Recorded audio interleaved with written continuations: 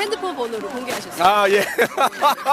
네, 전 국민에게 공개된 네, 네. 최초의 휴대전화 번호가 아닐까. 그러니까요. 개인 정치인의. 예, 예. 네. 그 휴대전화 공개를 하신 이유가 있으실 것 같아요. 아, 이게 좀 단계가 있는데요. 네. 아마 아시는 분 아시겠지만 우선 제가 국회의원 300분의 탄핵 찬반 혹은 입장 보류 네. 이 명단을 공개했지 않습니까? 네, 네. 그 공개를 했는데 묘하게도 네. 그 시기와 맞물려서 어떤 분이 네. 새누리당 의원들의 휴대전화 번호를 공개해버렸어요. 네. 그러다 보니까 국민 여러분께서 네. 그 새누리당 의원들 중에 네. 탄핵 찬성이 아닌 분들께 네. 전화와 문자 폭탄을 보내신 거죠. 그렇군요. 그러니까 국민들이, 이제 네. 국민들께서 예, 예. 그랬더니 새누리당 민경욱 대변인께서 네. 저를 테러범으로 아, 신고했어요? 신고하겠다. 수사 조치하겠다. 네네. 이건 정치 테러다. 아. 명예훼손이다. 네네. 그리고 국회 윤리위에 제소하고 네네. 법적인 조치를 취하겠다 이러셔가지고 제가 마음껏 하십시오라고 제가 허락을 했습니다. 그러니까요. 네. 그렇게 하고 나서 네.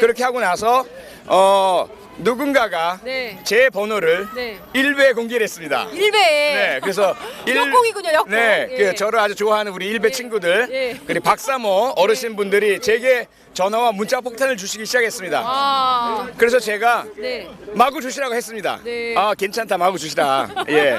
기꺼이 다 예. 받아들이겠다. 근데 그러고 나니까 이거 좀 불공평한 것 같아요. 아. 왜 그분들만 특혜를 받습니까? 네. 그래서 우리 국민 여러분 다 아십시오. 네. 얼마든지 제게 문자 네. 폭탄, 네. 뭐 카톡 폭탄, 네. 전화 폭탄 주십시오라고 그냥 공개했습니다. 그 네. 공개를 한 뒤에 얼마나 많은 문자와 전화가 오고 있습니까? 지금 셀 수가 없습니다. 너무 많은 문자가 계속 쌓여가지고요. 예, 예. 전화도 계속 끊임없이 오고요. 예, 예, 예. 이게 전화기가 지금 배터리가 끊어졌다가 예. 다시 충전하고 예. 지금 셀 수가 없고요. 나중에 종합을 해서 예. 한번 공개를 해드리도록 하겠습니다. 제가 표창원 의원님 인터뷰 섭외를 하려고 네. 핸드폰으로 계속 전화를 드리는데 계속 통화 중이에요. 그런데 표 의원님은 연설을 하고 계셨거든요. 아, 예. 계속 그 전화는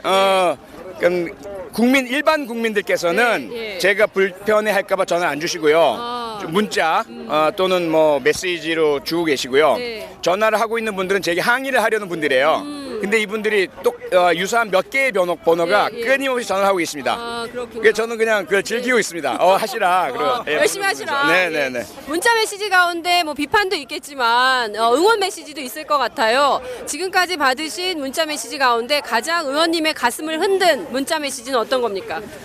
다 못 보는데요. 네. 이렇게 보시면 이게 계속 지금 전화가 걸려오고 있는 거고요. 그리고 지금도 전화가 걸려오고 있어요. 예, 끊임없이 지금도. 걸려오죠. 예, 예, 걸려오는 사이에 예. 이제 문자가 보내옵니다. 네, 카카오톡 오고 예. 문자가 계속 오는데 예, 예. 창이 잠깐 그 위에가 또 보여요. 네, 네, 네. 지금은 이제 주로 카톡을 정말 많이 실시간으로. 실시간 계속 옵니다. 예, 계속 대단하십니다. 오고 있는데 그 내용을 제가 볼 수가 없어요. 예. 볼 수가 없고 네, 네. 계속 오고 있는 상태이기 때문에 아. 그러다가 이제 그 일부가 네. 내용이 보여요. 일부가 네, 내용이 네. 보이고 지나갈 때가 네, 있는데 네. 그때 초등학교 3학년 친구가 예. 자기의 꿈이 국회의원이다. 대한민국 오. 최연소 국회의원이다. 요게 일단 예. 먼저 딱 보인 게 있었고요. 그렇군요. 그다음에 이제 주로 응원 격려, 예, 예. 그다음에 문자 보내서 미안하다. 또 미안하다는 말씀을 자꾸 주셔서 제가 다시 예. 트위터에 미안해하지 마십시오. 왜냐하면 정치인은 네네. 전화번호가 자산이고 네. 문자가 선물이고 관심은 네. 생명입니다. 그래서 얼마든지 보내주십시오라고. 그리고 네. 당신의 전화번호를 제가 저장해서 나중에 선거운동할 때 사용하겠습니다. 예, 전혀 미안하지 마십시오. 그렇군요. 예. 여러분 미안해하지 계속 말라고 옵니다. 하십니다. 계속. 전화가 오고 있어요. 제 전화 못 받아요. 사용 네. 못하니까 죄송하지만 예. 전화 연락은 하지 마. 아니 뭐 이런 식이면 대포폰을 하나 박근혜 대통령. 대포폰. 그 방법이 있었네요. 예. 그건 제가 가서 좀 배워야 되겠습니다. 그렇군요. 네. 자, 지금 오늘 새벽 4시 10분에 국회에서 탄핵안을 발의를 했습니다. 예. 적어도 내주에는 탄핵안이 가결되기를 바라는 촛불 민심이 있는데요. 예.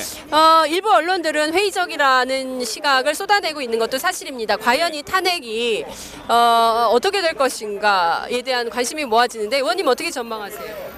우선 저는 뭐 무조건 희망적이고요. 네. 무조건 긍정적이고 안 되면 또 하고요. 뭐 네. 그게 제 표창 스타일 살아가는 방식입니다. 네. 그런데 그 이면에는 다양한 전략과 전술이 있죠. 그래서 첫 단계는 설득이었죠. 저희가 총력을 기울여서 야삼당 공조를 튼튼히 하고 그 상황에서 비박계 새누리당 의원들을 포섭하고 설득해서 정족수를 채우자. 네. 거의 다 됐었던 상태였거든요. 네, 그런데 3차 담화가 나오면서 비박계가 완전히 돌아서고 이제 계산을 하기 시작한 거죠. 다음 총선 때 자기가 과연 당선될 수 있을까? 지금 이 상황에서 배신자로 낙인 찍히지 않을까?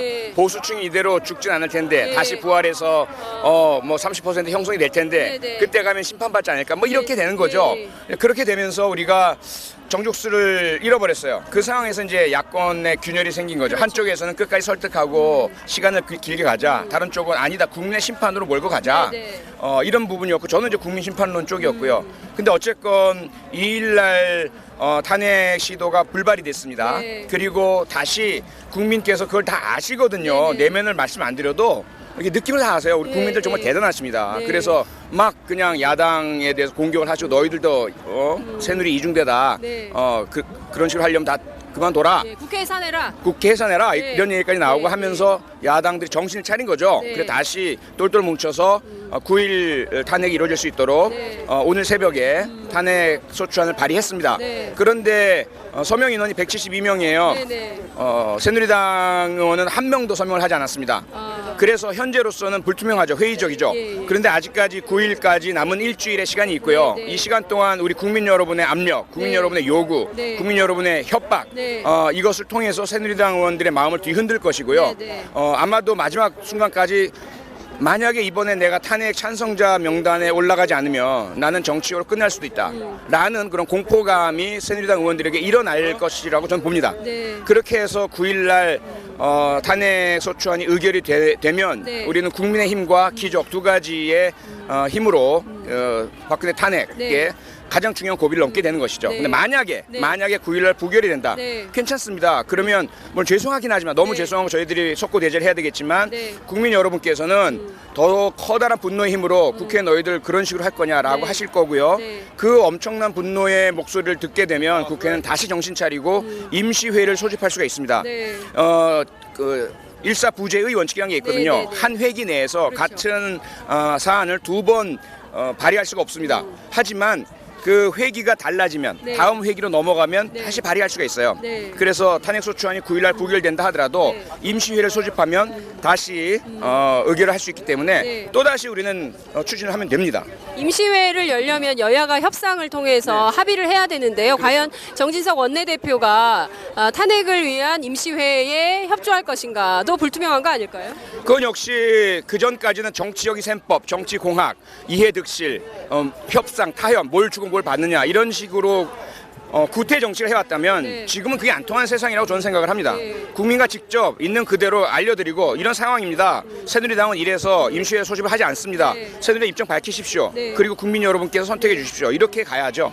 그렇게 해서 새누리당이 박근혜를 선택하든지 국민을 선택하든지 둘 중에 하나의 선택에 기로에 서도록 몰아붙여야 되고요. 그 상황에서 새누리당의 선택 만약에 또 합의하지 않으면 다시 또 선택의 기회를 또 주고 뭐 그러는 사이에 국정조사, 특검에서 더더 많은 문제가 불거지게 될 거고요. 구체적인 범죄 사실들이 드러나게 될 것이고요.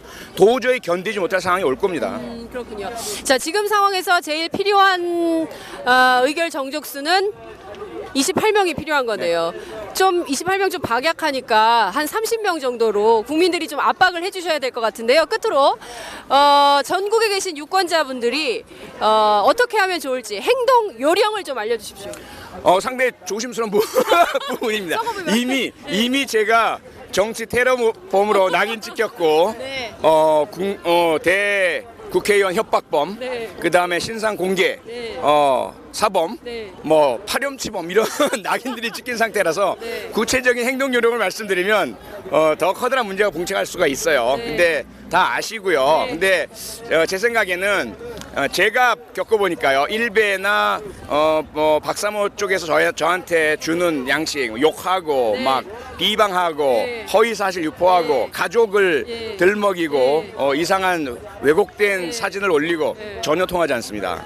우리는 그렇게 절대 하지 마시고 긍정적으로 지역구에 계신 네. 의원님들께 예, 예. 저는 의원님 지역구에 사는 누구누구입니다. 네, 네. 의원님 정말 평소에 존경했고 지난 총선에서도 네, 네. 표를 드렸는데 네. 지금 의원님이 그 당을 너무 추종하고 본인의 소신과는 다르게 그 무리 집단에 휩쓸려서 네, 네. 박근혜 탄핵을 주저하고 계신 것이 너무나 실망스럽습니다. 네. 부디 우리만 믿고 국민만 믿으시고 예. 박근혜 두려워하지 말고 권력 두려워하지 말고 역사를 또 준엄한 우리 후 세대들의 평가를 두려워하시고 네. 빨리 탄핵의 대열에 합류해 주십시오. 이러한 의사 표시를 계속 해 주시는 것. 네. 그것이 제가 볼 때는 가장 네. 중요한 부분이고요. 또 하나는 촛불 집회 할 수 없습니다. 네. 우리가 가진 가장 그 유효한 무기이고요. 뭐 여러 가지 다른 말씀하시지만 그건 좀 뒤로 밀려 주셨으면 좋겠어요. 네. 평화 시위, 촛불 시위가 최고입니다. 네. 이거 끝까지 네. 더 많은 분이 오셔가지고 압박하고 그들이 도저히 못 견디게 만들어서 네. 이게 김진태 의원 말처럼 예. 바람 불면 꺼지는 촛불이 아니라 네. LED 촛불, 네. 도저히 영원히 꺼지지 않는 그런 촛불임을 보여주셔야 합니다. 네, 알겠습니다. 고맙습니다. 네, 고맙습니다. 네, 네. 네, 지금까지 표창원 의원과 함께 했습니다. 굉장히 많은 지지자분들께서 표창원 의원님의 목소리에 귀를 기울이셨는데요.